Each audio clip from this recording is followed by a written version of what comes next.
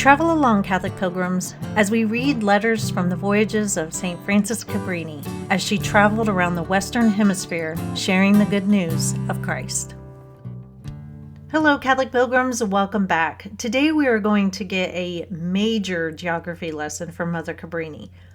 And I used to be horrible at geography, absolutely horrible. My husband used to make fun of me. But once I became a military spouse, I started to get better, mostly because I was traveling a lot. And I started really looking things up on a map and then caring about what I was looking at. I imagine that most of us listening to this book have not traveled down the west coast of South America in a steamer. As Mother describes it, though, it sounds very, very different than what most of us are used to environmentally and geographically.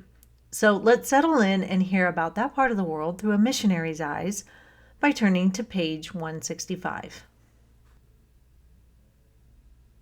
October 29th. We have been coasting since the 15th, that is, since we left Guayaquil. The coast is so dry and sandy that one would imagine we were sailing along the great desert of Arabia instead of being on the waters of the Pacific. There are no trees, no grass, only a variety of rocks.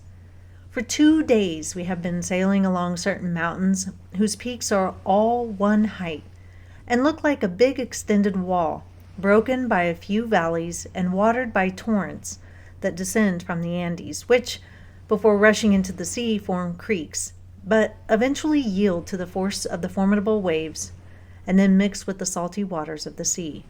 In these valleys are cities and towns that export vegetables and fruit to other places which suffer drought, and where the inhabitants as yet can find no means of growing a tree or any plant whatsoever, the soil being too poor for the cultivation of even a garden.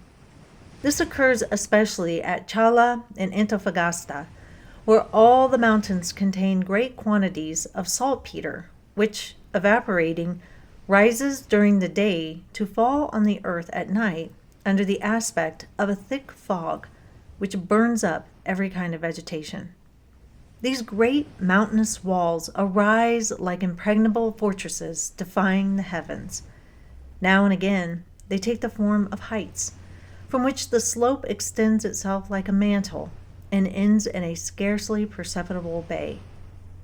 There a town is seen to arise in a port where many steamers enter, especially sailing vessels, which lie in the harbor for weeks, awaiting a cargo of saltpeter, which they transport to Europe through the Straits of Magellan. If the vessel is a steamer, it goes round Cape Horn. If it is a sailing vessel, it takes about 4 months to complete the journey. This saltpeter is used in Europe to fertilize the earth. From this arises the proverb that we take the best part of the bread and leave them the crust, which means that they have little, if any, profit. But the proverb does not apply in the commercial or financial world.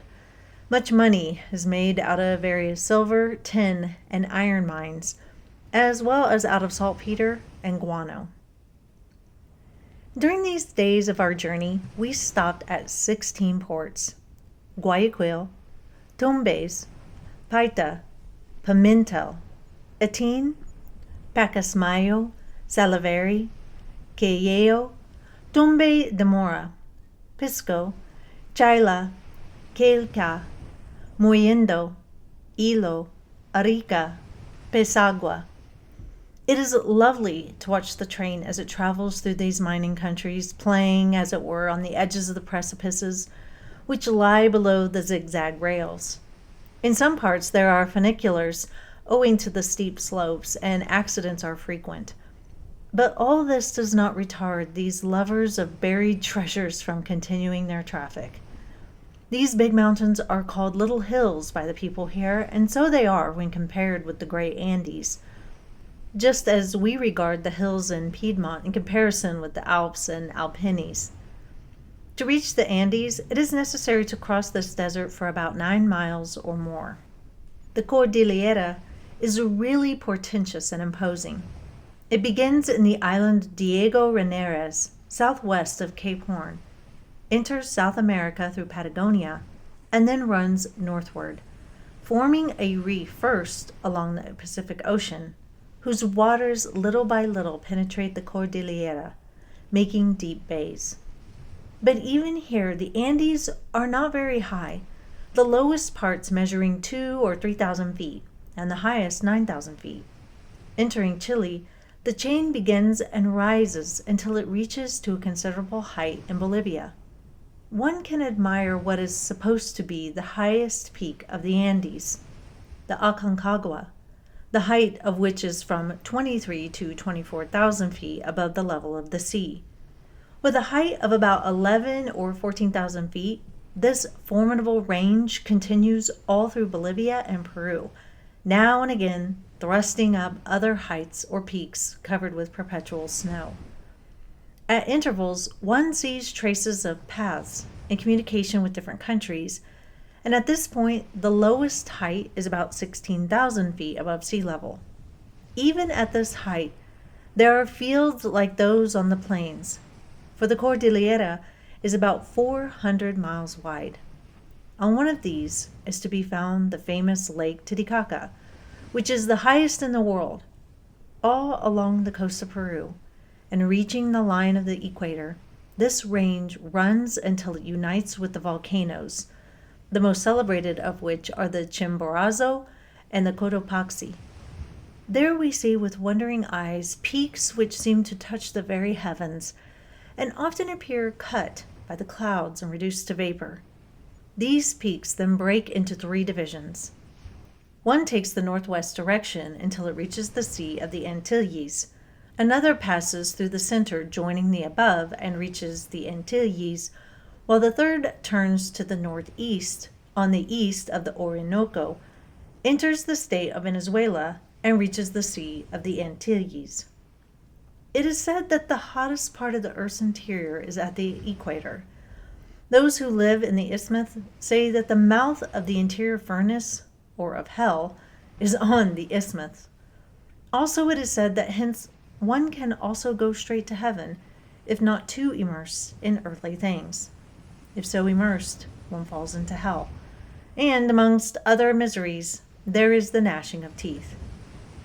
In the whole length of the Andes exist active volcanoes, which, in the neighborhood of the equator, are so violent that one of them, by its eruption, the Cotopaxi, has formed another mountain right beside it. The Andes run along Colombia, presenting to the sight many pretty and imposing views. Thence it continues on through Central America and Mexico, where we also find extremely active volcanoes. Entering into the United States, they bear the name of Rocky Mountains along the west coast. Then, taking a course through Alaska to Asia, they reach the Aleutian Islands, forming a connection between the Arctic and Antarctic, having on the west the Pacific Ocean. In the north of Asia, there is another chain that runs along the other side, and to the west there is another volcanic chain that seems to merge into and lose itself in the sea, though it reappears in Australia, where it throws up volcanoes renowned for their peculiarities, which are crowned here and there, as it were, with lakes of fire. The Pacific Ocean seems closed, both on the east and the west, by an unbroken chain of volcanic mountains. I have described the Andes for you because our fellow passengers, who know we are traveling over and will probably cross the Andes at Valparaiso, speak a great deal of the Andes and their beauty and the facts which make them famous, very often with maps in their hands, and thus every point is described so vividly that I imagine I can touch it with my hand. Having to cross the Aconcagua, I shall have something to tell you about it. In the meanwhile, I think the Cordillera presents a good lesson to the missionary, running as it does all over the earth without fear of seas, atmosphere, unhealthy places, etc., and almost teaching us when it rises towards heaven with its great heights, and when it humbles itself, hiding itself in the waves of the sea. It preaches also when it sends out fire, smoke, and lava, adding force to the winds that lash within its gorges. In Bioca, for instance, especially in the Popayan, to which place we have been invited, it thunders terribly every day, with lightning that seems to reduce one to ashes. So, in all of this, one can very easily find food for pious meditation on death.